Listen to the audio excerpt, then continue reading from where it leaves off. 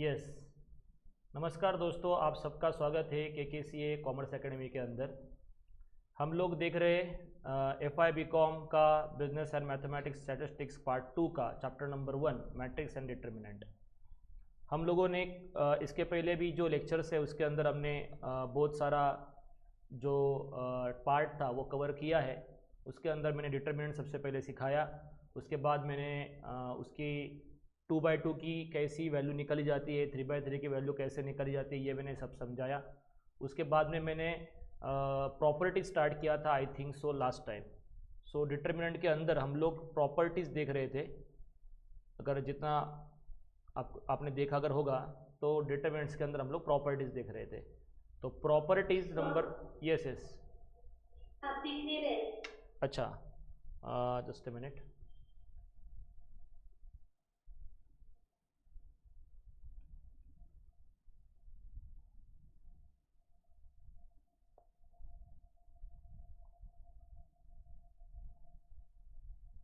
अभी yes sir. Okay. तो हमने प्रॉपर्टी स्टार्ट किया था, प्रॉपर्टी नंबर 1 प्रॉपर्टी नंबर 2 हुआ था, मैंने लिखवा के भी दिया था और उसका एग्जांपल भी मैंने समझाया था, राइट है, लास्ट के लेक्चर में, कल के लेक्चर में।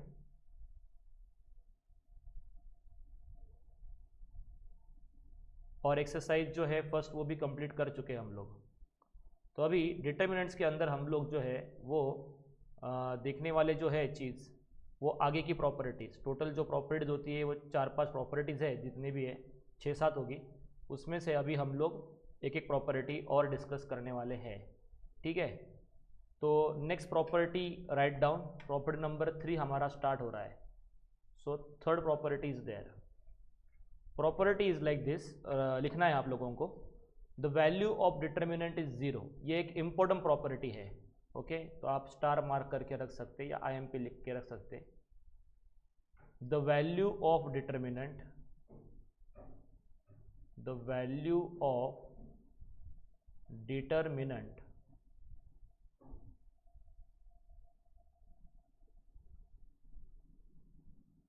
the value of determinant is 0 if any two rows or column are identical, any two rows or columns are identical. Identical लिखो या फिर सेम लिखा तो भी चलेगा, आइडेंटिकल का ही मतलब होता है सेम, ठीक है। अब ये कहना क्या चाहता है एग्जैक्टली, इसका मतलब क्या हो रहा है ये सब समझाएंगे। देखो एग्जाम्पल, देखो एग्जाम्पल के हिसाब से आपको समझ में आ जाएगा। जैसे फॉर एग्जाम्पल अगर ए है, कोई एक मैट्रिक्स पकड़ लो, उसके अंदर मैट्रिक्स नहीं, सॉरी, मुझे ये पकड़ना चाहिए, डिटर्मिनेंट पकड़ना चाहिए। डिटर्मिनेंट के बारे में लिख रहे हैं, डिटर्मिनेंट पकड़ेंगे। Determinant means straight lines, 1 2 1 2। क्या इसका आंसर आप निकाल सकोगे? खुद से निकाल के देखो आंसर क्या आ रहा है, तो मुझे बताओ कि आपका आंसर क्या आ रहा है एग्जैक्ट।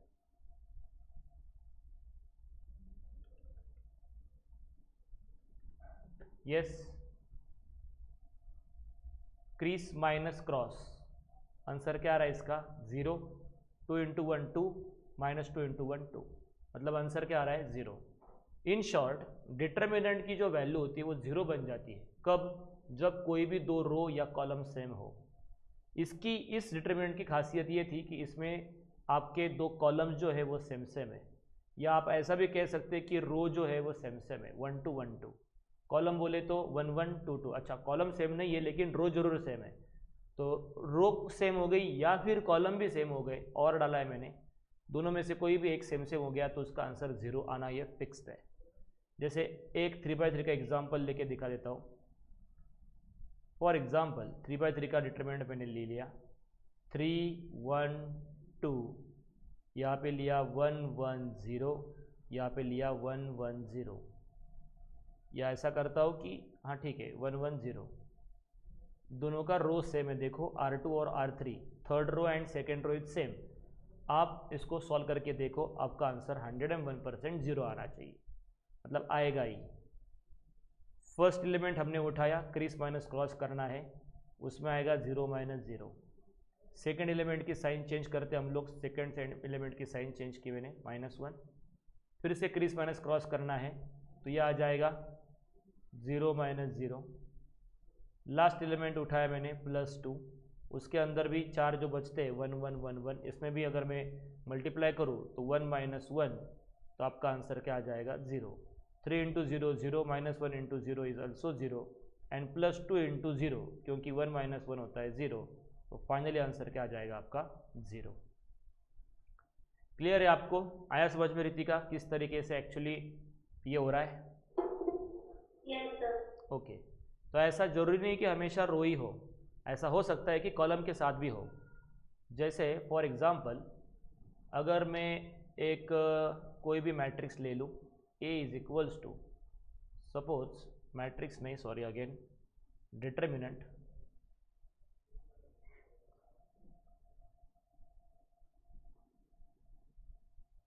ठीक है, डिटर्मिनेंट लेता हूँ, अलग से लेता हूँ थोड़ा सा।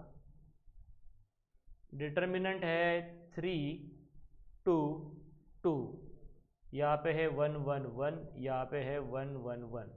इसके कॉलम सेम है, देखो अभी रो सेम नहीं है लेकिन कॉलम सेम है, तो इसका भी अगर आप आंसर निकालोगे तो भी आंसर 0 ही आएगा। कैसे चेक करते?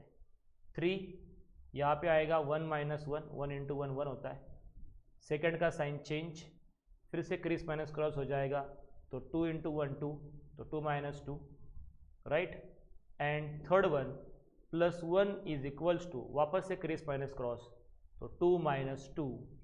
तो इन शॉर्ट ये 3 इंटू 0 है, दिस इज -1 इंटू 0 है, एंड -1 इंटू 0, 2 माइनस 2 0 होता है, yes, +1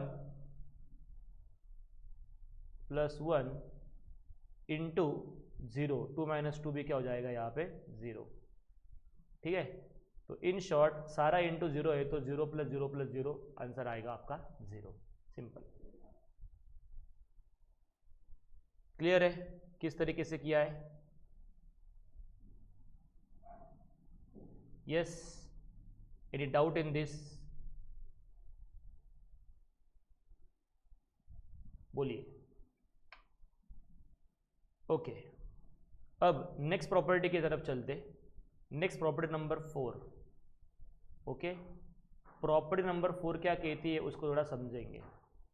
if all the element of row and multiply by constant, then the equivalent of multiplying determinant by that constant. लिख लो फिर बाद में समझते हैं। वो बोलता है if all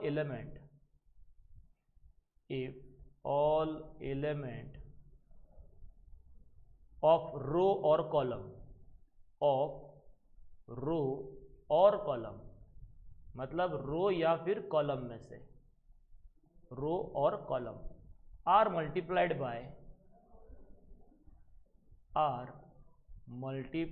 bye a constant.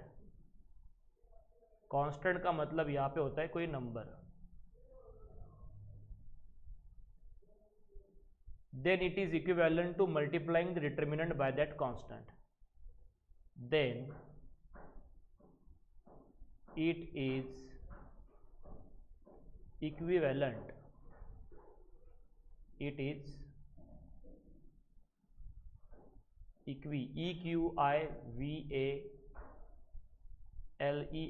equivalent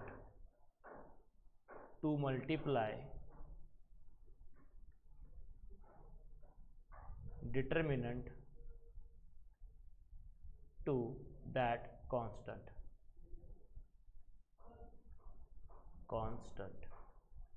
okay, चलिए इसका मतलब क्या हो रहा है? समझो कोई एक डिटर्मिनेंट है, ए नाम है जिसका, 2/2 का पहले एग्जांपल बताता हूँ कैसा होता है। जैसे यहाँ पे है 2 1 3 6, ठीक है।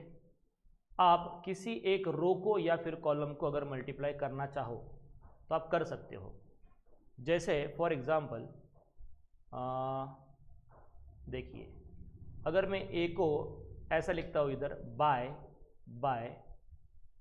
2c1, 2c1 का मतलब यहाँ पे होता है कि फर्स्ट कॉलम जो है उसको 2 से मल्टीप्लाई करो।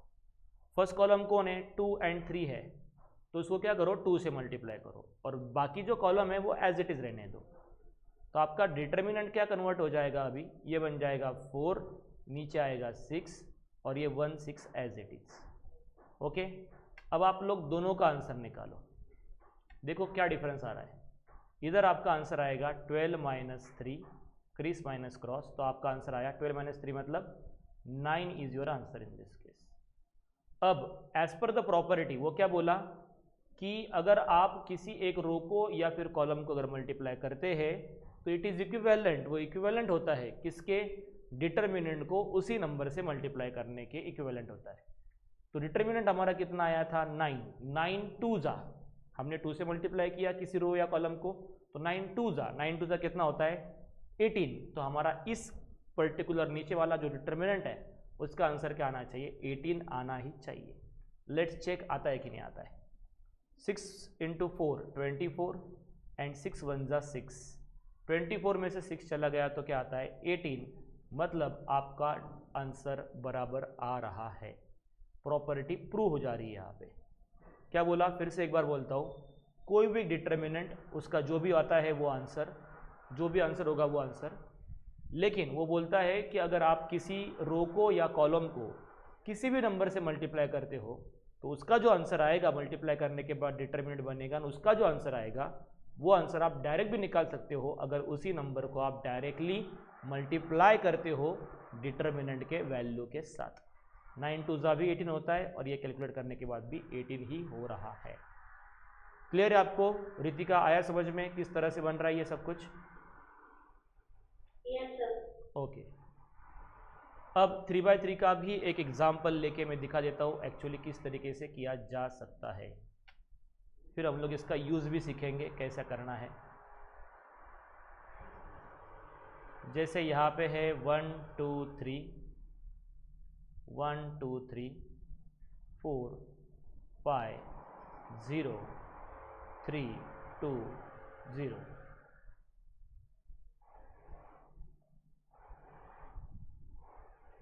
और ये आपकी हो गई ए। आप इसका आंसर सबसे पहले निकालने की कोशिश करो। इसका आंसर कितना आएगा, 1 0 - 0 आएगा, -2 ब्रैकेट में सोचो, अगर मैं क्रीज मतलब उसका रो कॉलम छोड़ूँ तो इधर भी आएगा 0 - 0, एंड लास्ट +3 ब्रैकेट में आएगा 4 2 जा 8 5 3 जा 15, ये दोनों पहले वाले 0 0 0। अब 3 8 - 15 -7, राइट, -7, 8 में से 15 के चले गए तो क्या हो गया 7, 7 3 जा -21 is your answer in this case. कब, जब नॉर्मल है तब। अब मैंने आपको पिछले केस में रो को मल्टीप्लाई करके कॉलम को मल्टीप्लाई करके दिखाया था, इस बार रो को मल्टीप्लाई करके दिखाता हूँ, ठीक है।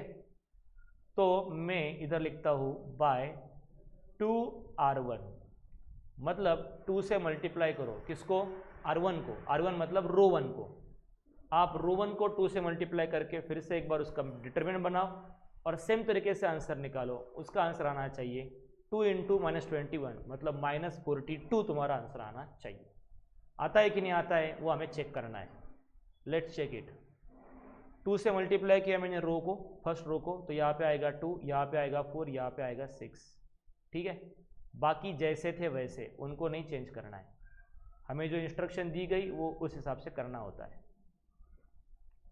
अब इसको हम लोग सॉल्व करने की कोशिश करेंगे। वापस से एक बार 2 0 - 0, चलिए ये हो गया, आगे बढ़िए, -4 इन ब्रैकेट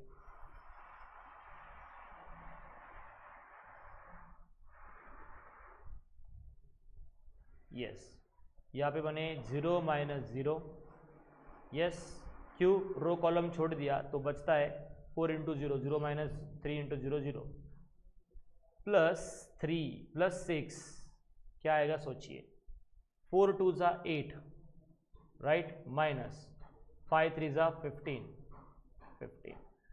चलो देखते हैं, ये दोनों तो जीरो ही हो जाएंगे, 0 माइनस 0 प्लस 6 इंटू 8 माइनस 15, ये हो जाता है 15 में से 8 चले गए तो ये -7, यस 7 6 ज़ा -42 इज़ योर आंसर। तो मैंने बोला था ऑलरेडी कि इसको 2 से मल्टीप्लाई करके जो आंसर आएगा वही आंसर आएगा जब आप लोग किसी डिटर्मिनेंट को 2 से किसी रो को या कॉलम को मल्टीप्लाई करते हो तब भी। क्लियर है 3/3 का एग्जाम्पल आपके लिए? ओके, अभी 4 प्रॉपर्टी हो गई है, अब प्रॉपर्टी नंबर 5 की तरफ हम लोग बढ़ते हैं। ओके, प्रॉपर्टी 5 क्या कहती है एक बार वो भी देख लेते हैं।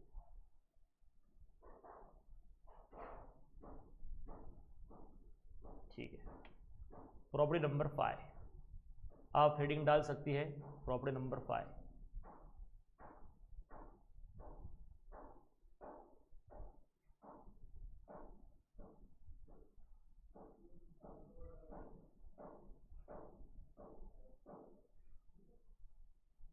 चलो प्रॉपर्टी देखो क्या है।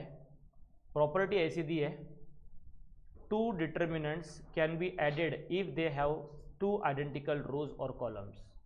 ओके, मतलब किसी भी दो रो को, किसी भी दो डिटर्मिनेंट को हम लोग ऐड कर सकते हैं अगर उसके कोई भी दो रो या कॉलम्स इक्वल है तो ही।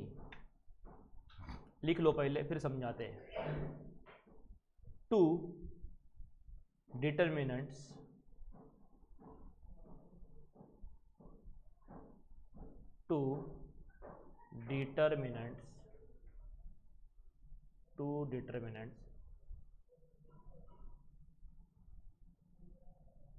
can be added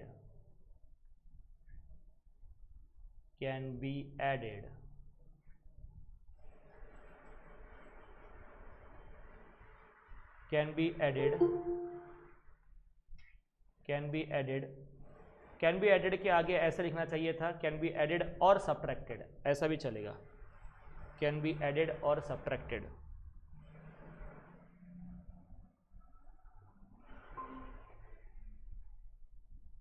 can be added और सब्ट्रैक्टेड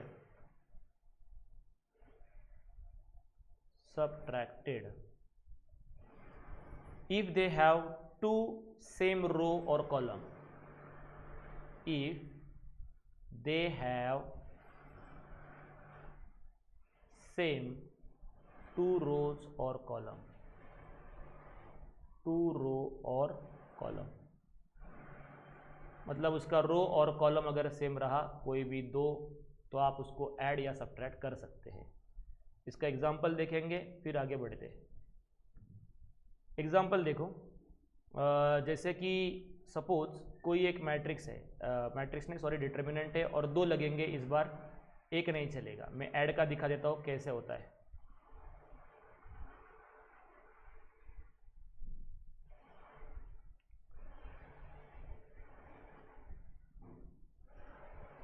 ओके, यहाँ पे समझो 1 2 3 है या 1 3 4 है, यहाँ पर भी 1 3 4 होना चाहिए, फिर यहाँ पर भी 1 3 4 होना चाहिए। ओके 1 3 4। यहाँ पे समझो कुछ और है, समझो जैसे 5 है 6 है 7 है, यहाँ पे है 0 0 1, यहाँ पे अलग कुछ नंबर 1 2 3, लास्ट रो है 0 0 1। तो इसको अगर ऑब्जर्व करोगे इन दोनों को तो एडिशन हो सकती है क्या? तो यस, इसकी एडिशन भी हो सकती, इसकी सब्ट्रैक्शन भी हो सकती। एडिशन भी पॉसिबल है, सब्ट्रैक्शन भी पॉसिबल है, लेकिन किस केस में, कैसा समझा मैंने, तो उसकी कोई ना कोई 2 रो या 2 कॉलम सेम होनी चाहिए। कोई भी 2 रो या 2 कॉलम कौन से भी चलते। जैसे इस केस में देखो R1 एंड R3 सेम है, R1 एंड R3 सेम है ना, तो first row and last row is same, that's why it is possible to add. तो आप क्या करना, उसके आंसर में एज इट इज़ लिख देना first row and last row, उसके अंदर कुछ नहीं होता है बदलाव, जैसा है वैसा रहेगा। और जो बीच का रो है जो कि अलग अलग है वो ऐड हो जाएगा। 5 + 1 यहाँ पे बनेगा 6, 6 + 2 यहाँ पे बनेगा 8 एंड 7 + 3 यहाँ पे बनेगा 10। आइए बात समझ में आप लोगों को। इस तरह से एडिशन होती है। Yes, clear everyone? किस तरह से एडिशन हुआ? जरूरी नहीं है कि 1 और 3 रो हो, किसी भी रो का हो सकता है, किसी भी रो का हो सकता है। ओके, चलेगा। आगे बढ़ते हैं। The value of determinant remains the same if k multiple of any row are added to corresponding element of any other row और कॉलम। इसका मतलब क्या होता है? इतना डिफिकल्ट क्यों दिया है? डिफिकल्ट वगैरह कुछ नहीं है। इस प्रॉपर्टी को याद नहीं रखना है, मतलब लिखने का मैं लिखवा के नहीं दे रहा हूँ, इसका मतलब इसको याद रखने की ज़रूरत नहीं है इतना, लेकिन जस्ट समझ लो कि एक्चुअली होता कैसा है और किस तरीके से उसको कन्वर्ट किया जाता है। हो ये रहा है कि d is equals to, suppose कोई भी एक डिटर्मिनेंट पकड़ लो, या फिर यस डिटर्मिनेंट पकड़ लो, जैसे 5 है, 4 है, 1 है और 6 है। ठीक है, इसका आंसर निकाल लो सिंपली। ये 5 6 ज़ा 30 -4, आपका आंसर आएगा 26। ओके, ये हो गया। अभी सपोज करो कि फर्स्ट एलिमेंट में मैंने 100 ऐड कर दिया फर्स्ट रो के अंदर, तो इन शॉर्ट ये क्या बनेगा? 5 + 100 बनेगा यहाँ पे, और यहाँ पे 4 + 100 बनेगा। दूसरे रो में 1 और 6 वाली रो में मैंने कुछ भी ऐड नहीं किया, तो 1 और 6 एज इट इज। अब आपका डिटर्मिनेंट क्या बन गया? डिटर्मिनेंट आपका बन गया है, यहाँ पे आएगा 105, यहाँ पे आएगा 104, यहाँ पे आएगा 1, यहाँ पे आएगा 6। इस तरीके से आपका बन गया। अब जब हम लोग इसका आंसर निकालेंगे, वो क्या आता है उसमें हमें ढूंढना है कि वो उसमें क्या अलग सी चीज़ है, वो हमें थोड़ा जान लेना है इस केस में। ठीक है, देखते हैं क्या होता है। अभी ओके, तो 105 × 6, तो ये बन जाएगा 630 and this is 104। Okay, this is 104। Okay,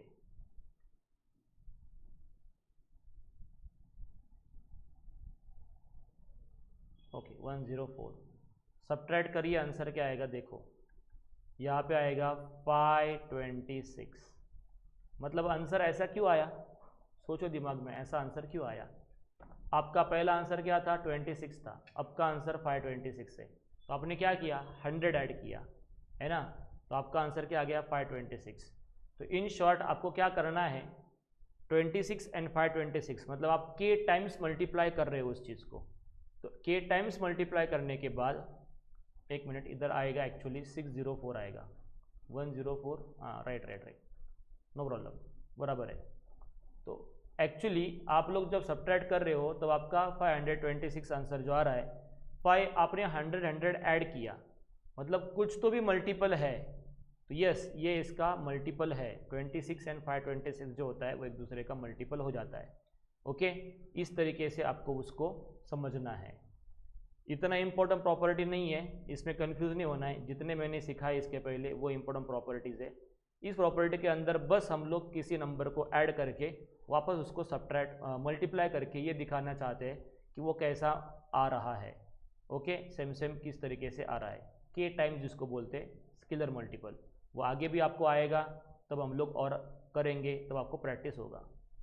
अब ये लास्ट प्रॉपर्टी थी। इस प्रॉपर्टी के बाद कोई प्रॉपर्टी बचती नहीं है। इस प्रॉपर्टी को छोड़कर बाकी जितनी भी प्रॉपर्टीज़ है वो सारी ही आपकी इंपॉर्टेंट है, लेकिन आपको जो लिखवा के दिया है मैंने थ्योरेटिकल, वो आपको कोई पूछेगा नहीं एग्जाम में। एग्जाम में कैसा आएगा या एग्जाम में कैसे पूछेंगे, उसके लिए हम लोग जब सम करेंगे तब आपको समझ में आ जाएगा। जैसे फॉर एग्जाम्पल, अगर मेरे पास कोई एक सम है जिसको मैं आपको आसान तरीके से करके दिखा देता हूँ कैसा होता है। जैसे एक डेमो देख लो।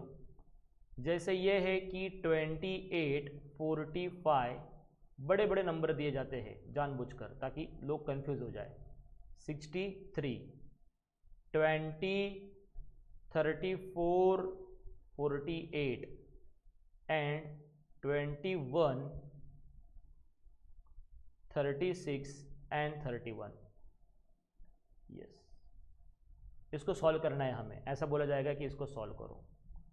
हम सॉल्व तो कर लेंगे, लेकिन इतना बड़ा वो कैलसी के ऊपर भी आप बटन दबाते बैठोगे तो भी कितना टाइम पास हो जाएगा। तो सोचो, दिमाग में कुछ रिलेशन होगा, ऊपर नीचे रो का कॉलम का कुछ ना कुछ रिलेशन होगा, तब जाके ऐसा बना है ये सम। जब मैंने दिमाग लगाया तब मुझे समझ में आया कि 21, 36, 31 और कॉलम नंबर 2 अगर मैं ऑब्जर्व करूँ तो यहाँ पे मुझे ये दिखता है कि ये 34, 36 मतलब 2 का गैप है, यहाँ पे 1 का गैप है, और इधर 48 और 31 मतलब यहाँ पे 3 का गैप है। हाँ, यहाँ पे 3 का गैप है। यस, इतना मुझे समझ में आ रहा है। क्या करना चाहिए क्या नहीं करना चाहिए सोचो। Actually it is not 31, it is 51। सो 51 मतलब 3 का गैप आएगा, तो यहाँ पे मैं 5 कर दूँ, ठीक है, चलेगा। इसको बोलते हैं रो 2, इसको बोलते हैं row 3। This is R2, this is R3, row 2 and row 3, ठीक है। अब रो 2 और रो 3 के बीच में क्या ऑपरेशन में करूं कि मेरा ऐसा आएगा, तो मैं यहाँ पे लिखता हूँ बाय R3 माइनस R2। ऐसा कर सकते हैं, R3 से R2 को हम लोग क्या कर रहे हैं, माइनस। तो आपका डिटर्मिनेंट जो है वो कैसे बन जाएगा, देखो R1 का कोई नामो निशान नहीं, मैंने R1 के बारे में कुछ नहीं बोला, तो आप R1 as it is copy करना। R2 के ऊपर नहीं होगा कुछ भी, बाय के बाद जो होता है उसी के ऊपर इफेक्ट आता है। तो जो है बीच वाला वो ऐसे का ऐसा लिखो, 20, 34 एंड 48। अब सब्ट्रैक्ट करो, 21 माइनस 20 यहाँ पे होगा 1, 36 माइनस 34 यहाँ पे होगा 2, 51 माइनस 48 यहाँ पे होगा 3। अब ऐसा ही कुछ रिलेशन बीच वाले का और टॉप वाले का है, R1 का और R2 का ऐसे कुछ रिलेशन है, वो सोचो क्या आएगा।